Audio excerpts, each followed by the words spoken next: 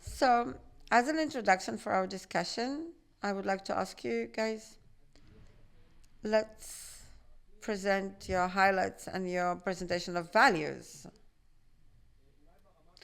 Maybe on the most basic level. So unfortunately, the microphone is not working. So the key question here, when it comes to the microphone, so the key question here, when it comes to the values, one, can we see on the axis of time a change in the field of joint values, and in which context will we position it? Let's start with you, Ofir. So thank you from Yaron, and thank you, the guests, for coming here. I'm extremely happy, and I would like to thank you for the opportunity to talk on the stage with two of my esteemed colleagues.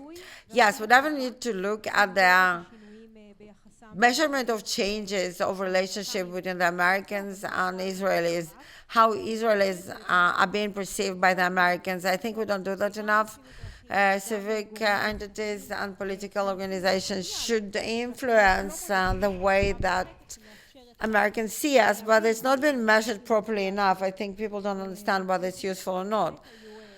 There were changes during the recent years, and I would like to share with you that during my work that we right here in this institute, we also had conversations about this issue, whether what we see today is unprecedented in the way that Americans perceive Israel. I'm actually come from the approach that says it's not unprecedented, it's extremely bad, but not unprecedented. But I do think that we can definitely put a finger on it. The current period of time is very different from the other past experiences. And the recent, after Sabra and Churchill, for example, there was a focused criticism upon Israeli policy or Israeli government, certain government. That afterwards, there were certain assets that Israel presented, as you mentioned in the previous panel, different opinions in the American public. Things changed, became more severe, or actually became better. Today we are in a state that for many, especially young Americans, the resistance to the state of Israel and opposition to the state of Israel, I don't mean 67, 48, the very fact the existence of the Jewish state became a banner of the progressive left. And Rotem will be talking about that definitely. I think the main change is that in the past, there was a criticism or lack of satisfaction with the state of Israel or its conduct. Today it became an ideological banner. This is actually something you wave. This is the signaling, even if you don't understand all the intricacies of the conflict. And this is the dangerous process again. And here we need to measure, in my eyes at least, the various positions against the state of Israel within itself, and as a more expanded trend of adoption of other standings that are considered to be progressive, and to understand where is this connection between the resistance to existence of the state of Israel and the progressive standings on other issues, and to see how it may be possible to dismantle this artificial connection that has been done as opposing the existence of the Jewish state and other progressive standings. Personally, myself, I'm sure some of you as well, at any other day would sign completely with both hands. I think many of us probably would agree that the equality of the black community and LGBT community rights should be, and somehow it's been connected to the resistance to the existence of the state of Israel, and that's what we need to decipher and to dismantle. Yeah. So thank you again for inviting me. I'm very happy to be here and to see so many colleagues and people that I worked with and served with. I think that if we'll zoom out, when we look at the macro image, the joint foundations and the fact that the state of Israel is a democratic state with a pro-Western orientation, free and open, in the ocean of the authoritarian, non-liberal regimes, the United States is still democratic as well. When you look at the rest of the countries in the world that threaten both of our countries, still same joint values that exist. But I very much agree with you that the current state of affairs, when it comes to the erosion of this concept, of those pillars, traditional pillars, that categorize them, support of the Americans, of the state of Israel since this foundation, it's all been eroded. In this sense, and I would like to say that the loss of those bipartisan pillars is not the result of Israeli behavior. It is United States itself, unclear to what extent it still clings to those values of American values. The United States becomes more and more rifted when it comes to the values. So as a reflection of this internal rift of American values, internal separation, there is also a rift when it comes to Israel, how you perceive Israel and joint values, of whether they are joint or not. There are certain restrictions to what extent you can influence that. Which America? Which America is it? Two parties in America, do they still have joint values? Maybe before we ask the question, do we have joint values with Americans? Things changed very much. We see loss of a center, which used to be maybe the common ground for Americans, which used to be the overlapping between two parties. A lot of it actually disappeared completely. So one of them is the awareness of Holocaust. For example, 2 generations ago, there were people that fought the Nazis, and they remember that they liberated the camps. Now people that grew up with the stories of their parents, they're already, you can still cast doubt who was the bad side, who were the good guys, who were the bad guys there during the Second World War. So again, this is not the ticket here. Some people of the previous generation still remember it, but that's not the matter. There is the self-identification of Israel as the embodiment of the American pioneering ethos. In the past, there was the pioneers to settle down at the frontier. So the American ethos, and they saw in Israel the reflection of a nation that is embodying those values. Now those values, some of America doesn't see it as a positive matter. According to the American approach, so that manifested destiny, American values, that will be controlling majority of the continent and half of the Western Hemisphere, is being eroded. So obviously seeing it as a positive matter eroded as well, together with erosion of positive approach towards Israel. And maybe a last thing that slightly preserved, maybe we'll be able to preserve it, that they saw in Israel not just the pioneering spirit, but also military audacity. So Israeli governments they will never tell Israel, go and act when you don't have to. But when they see Israel acting, regardless, and succeeding, in fact, it's usually something that is attracting support. Yeah, Israel it's like a Hollywood film, Entebbe operation, Charles Bronson or whatever. That's something that really buys the heart of the American public. And it becomes more and more of assets of one side of the American society. And I will stop here and we'll see how can we dismantle it in the future. I think that a natural continuation of what you said about the conquering the pioneering frontier is the land of the opportunities. A decade ago, Barack Obama came to the funeral of Shimon Peres and told how a child from grew up in Indonesia with a single mother and a child whose family perished at the Holocaust they both became presidents, and it can only happen in the United States and Israel. It's not true, it can happen anywhere. But the fact that we tell ourselves this story, that's a joint value. What's the problem? The problem is people don't believe in it, of the endless possibilities. 6 years ago, Peter Thiel, a mentor, a political mentor, economical mentor of J.D. Vance, he wrote an email to Mark Zuckerberg a few weeks before COVID, and he said, listen, the young people are following the communism for a certain reason, because they feel that the ethos they've been told about, go and study, take a loan, you'll repay it, then you'll take a mortgage and you'll buy a house. It doesn't work for them.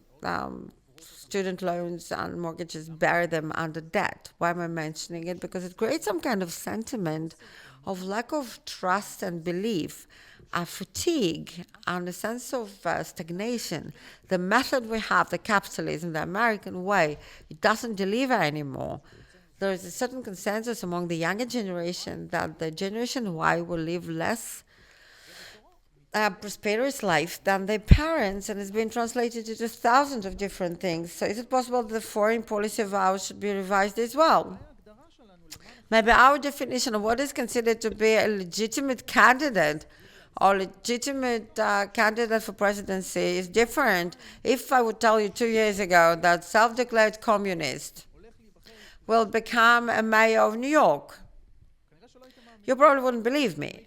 I would tell you 2 years ago that an admirer of Hitler, who is not ashamed of the fact that he's an admirer of Hitler, is one of the most influential voices of the Republican Party. You wouldn't believe that. Because the very fact that the consensus upon the method, the way, the regime, the structure are so unpopular, it's so outdated, it's so old school. And we can see that. We talked about the dwindling of the center. There are politicians from the center. We have Nikki Haley, Chris Christie, Kirsten Sinema, Jim Manchin. And what in common to them is one thing: they're at home. They're at home because no one buys their goods. And instead of talking about the new center, I'll probably talk about that during the next question. We need to deal with two new centers: a Republican MAGA center, America First, that needs to learn how to work with, and the Democratic Progressive Center that says, a month ago I heard it directly at the Capitol Hill from legislators, say we'll never go back. Healthcare and systemic racism or gang control and Israel, we're not going back. We're not going back to 6th of October, lovely. We're not going back there either. And if we connect all the dots, everything you just brought up, the challenge is complex and the reality is very fluid, very kaleidoscope-wise, really. If you change your point of view and the angle from which you actually examine the matters, you're getting a completely different image. As you said, it's not the same America. The Americas, and that brings us to the issue of policy and relationships and values that are central to those relationships. First of all, I would like you to clarify for us the snapshot of current affairs, the way you perceive it. To what extent the values were influenced by everything that happened during the last 2 years, and even more than last 2 years maybe, and what still remains stable and facing the future, obviously. What Israel has to focus on, and you talked about that, Rotem, when it comes to our target audience or to definition of our aims and means to obtain those aims. Well, so I think that is a great question, really, and two of my colleagues here hinted upon that there's no one America any longer. In the past, there were different Americas, of course. Obviously, 2, 3 years ago, 10 years ago, in the United States, they didn't all sang Kumbaya and hugged. New York and Texas were always very different, even before a decade. But there was some kind of general connecting line between Texas and New York that in general, well, besides the most extreme one, could agree upon. I think when it comes to values, and again, I will not talk about the very general matters of values in the United States, on the topics related to Israel, there is almost no consensus of any sort. Each sub-community of the United States has some kind of different value that leads them when it comes to Israel. Think about that. The more Christian communities, obviously the value that leads them when they think about Israel, their religious faith, according to which Israel embodies the will of the Lord, and it may be sound to us absolutely delusional, but we have large communities of that sort in Israel as well. So the narrative of Christian white identity becomes more and more relative during the last year. Among the Republican community, mainstream communities, I'm not talking about margins at all, this faith-based concept of Israel becomes more important, especially in the certain J.D. Vance when he talks about his religious faith, for example. And obviously it's very true for black communities, certain black communities that love Israel for that Christian reason. When you look at what used to be in the past the center, mainstream in the United States, not necessarily the religious faith, but more of what we defined as joint classic values. Israel is a democracy, liberal democracy in the Middle East that embodies values and American interests. And when you look at the other side of the American political map, and I can tell you that from conversations with Democratic friends of mine in New York, they do not look at the government in order to look at the joint values, not surprisingly so, obviously. Everything I hear from them is Send me more pictures of protests on Kaplan, because we look at that, and those are joint values with Israel. Seeing the Israelis taking the streets and protesting for the hostages, for the ceasefire, for the cancellation of judicial overhaul. Those are our joint values with Israel. And I think the very fact that we talk about common values between Israel and the United States is already a statement that is too generalizing during the recent years, and we need to ask ourselves which Israelis with which Americans, and therefore obviously what we need to do derived from. I can give my recommendation here. I think it's crucially important.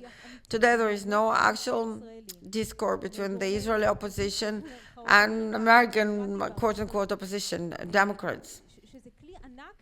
It's an amazing tool that is for our disposal, but for political reasons and other, it's not implemented. Democrats, legislators, or regular people would like to talk to parliament members from opposition in Israel.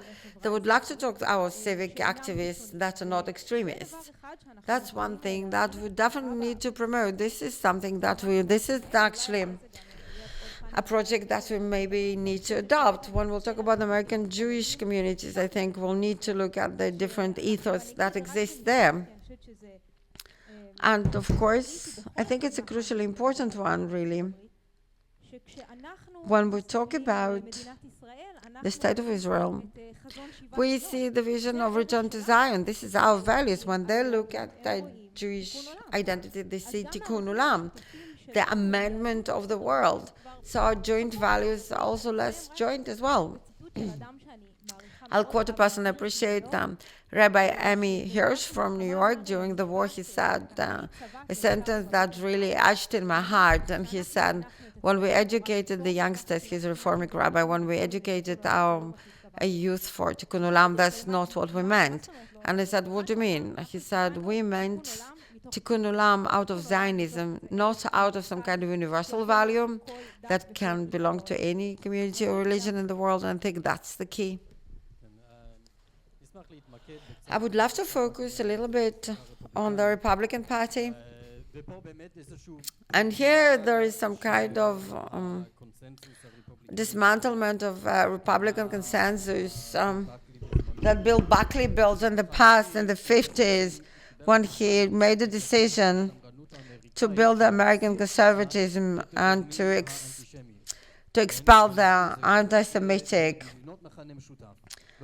various factors. And this is them unstitching. Obviously, classic anti-Semitism always existed in the American right. It was there, but it was at the margins. And it's no longer at the margins during the last 2 years. It's not a dominant, obviously, line, but it's significantly present.